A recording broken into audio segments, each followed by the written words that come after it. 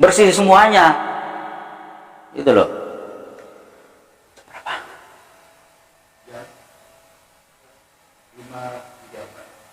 Oh, masih lama ya? Itu baru berapa jam?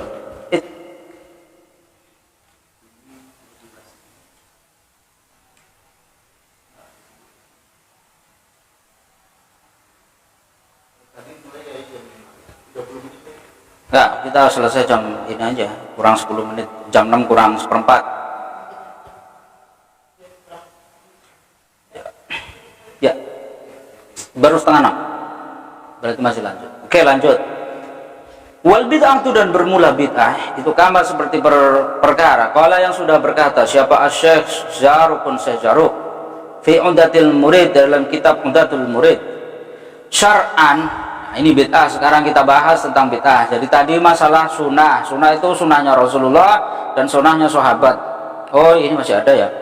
Wasunniyu, dan bermula lafaz sunni itu mansubun, dinisbatkan ila sunnati, terhadap sunnah, khudifa yang dibuang, apa ta'u atta linisbati, karena nisbat. Nah, orang sunni kalau di Arab sana namanya sunni, kalau di sini ahli sunnah wal jamaah, atau kita lebih kerennya nyebut orang NU, karena NU itu adalah salah satu wadah Ahlussunnah wal Jamaah yang ada di Indonesia. Meskipun mungkin tidak satu-satunya, tetapi NU jelas adalah wadahnya Ahlussunnah wal Jamaah. Yang tidak mau masuk NU apa bukan Ahlussunnah wal Jamaah? Bisa jadi Ahlussunnah wal Jamaah, tetapi bisa jadi juga tidak. Karena kriteria Ahlussunnah wal Jamaah sudah jelas. Dalam akidah mengikuti salah satu madhab atau pemikiran Abu Asy'ariyah dan Maturidiyah. Dalam bidang fikih mengikuti salah satu 4 madhab. Dalam bidang tasawuf mengikuti salah satu, karena Imam Ghazali, Imam Al-Junaid atau Al-Sadili, kalau di sini Sadili dalam kitab ini. Itu jelas. Kalau salah satu itu tidak terpenuhi, ya tidak bisa ngaku Ahlussunnah wal Jamaah, diketawain malaikat. Baik, kita bahas tentang bid'ah.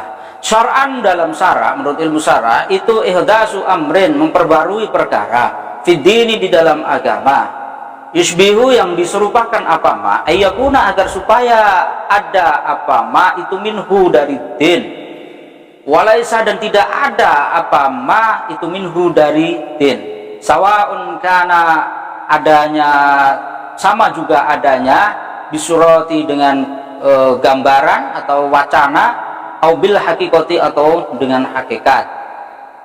Liqaulihi sallallahu alaihi wasallam, karena dawuhnya Nabi Muhammad sallallahu alaihi wasallam, man ahdasa fi amrina hadza ma laisa minhu fahuwa raddun.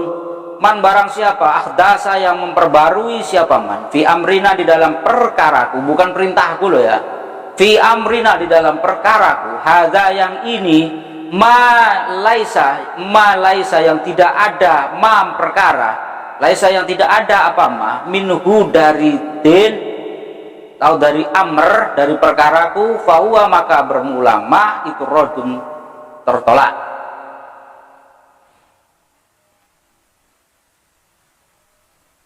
Nah, ini yang oleh orang-orang sebelah, oleh orang-orang Wahabi tidak difahami. Mereka mengatakan bahwa man ahdasa fi amrina ini perintahku, yang tidak ada dalam perintahku, padahal di sini adalah perkara agamaku. Fi amrina ini adalah di dalam perkara agamaku, bukan perintahku sebenarnya. Yang tidak ada usulnya, tidak ada furuknya dalam agamaku, maka perkara itu ditolak. Nah, ketika ada usulnya, ketika ada furuknya, maka perkara yang baru itu tidak tertolak. Makanya kita harus mengikuti pendapatnya ulama, jangan mengikuti pendapat kita sendiri yang nggak jelas. Wa qaulihi sallallahu alaihi wasallam, dan dawuhnya Nabi sallallahu alaihi wasallam, wa kullu muhdatsatin bid'atun, wa kullu muhdatsatin, dan setiap perkara yang baru itu bid'atun, bid'ah.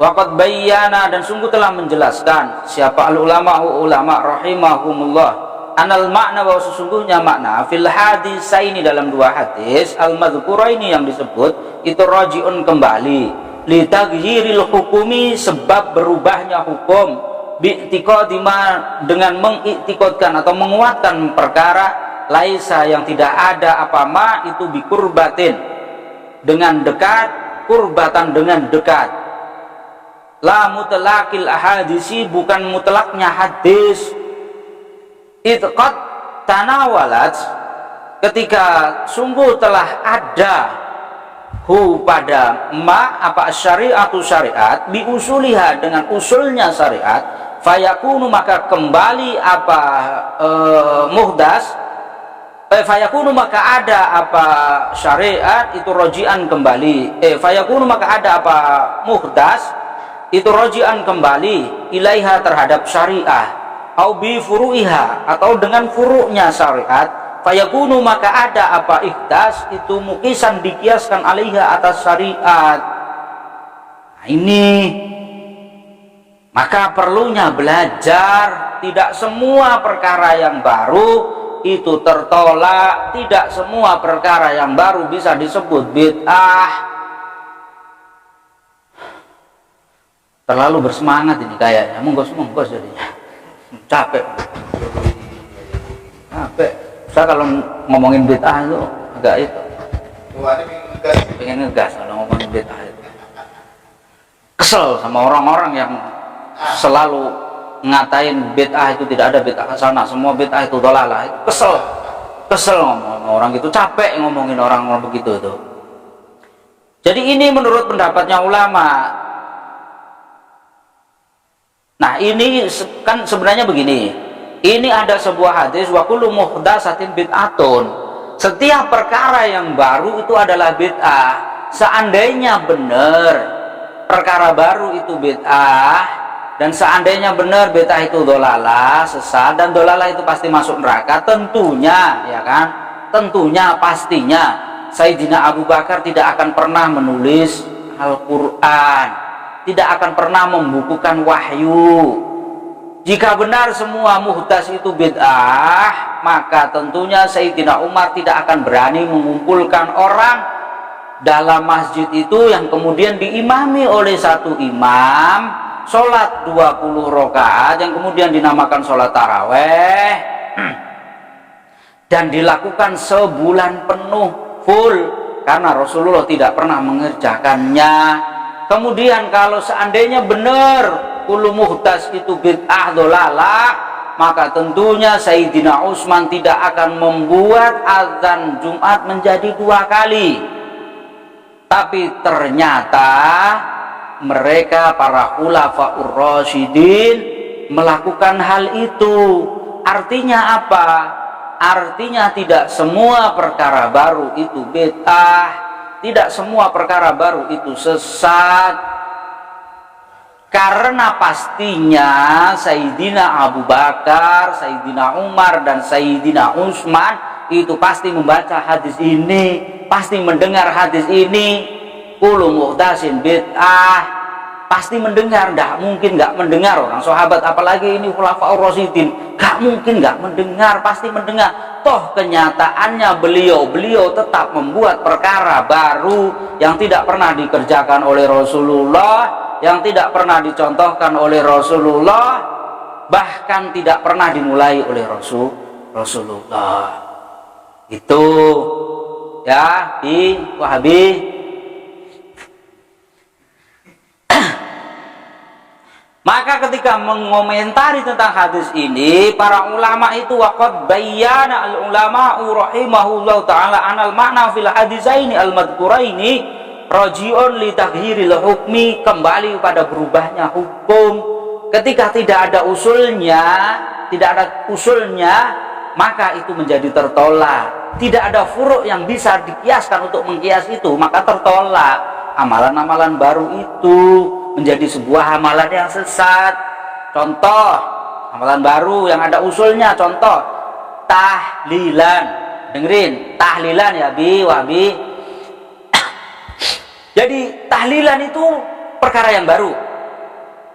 Tidak pernah diperintahkan oleh Rasulullah, tidak pernah dicontohkan Rasul. Kalau nanya dalilnya tahlilan mana, ente cari di Al-Quran, ente cari di hadis, mau sampai mati, sampai hari kiamat, gak bakal pernah ketemu.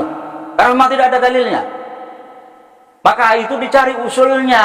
Maka kalau tidak tahu, nanya, tahlilan itu apa? Tahlilan itu adalah mendoakan ahli-ahli kubur yang sudah meninggal. Bukan mendoakan orang mati. Kalau mendoakan orang mati jelas dosa, tidak boleh. Mendoakan orang yang sudah meninggal dari kerabat kita, saudara kita, orang tua kita, leluhur kita. Ada usulnya enggak? Ada.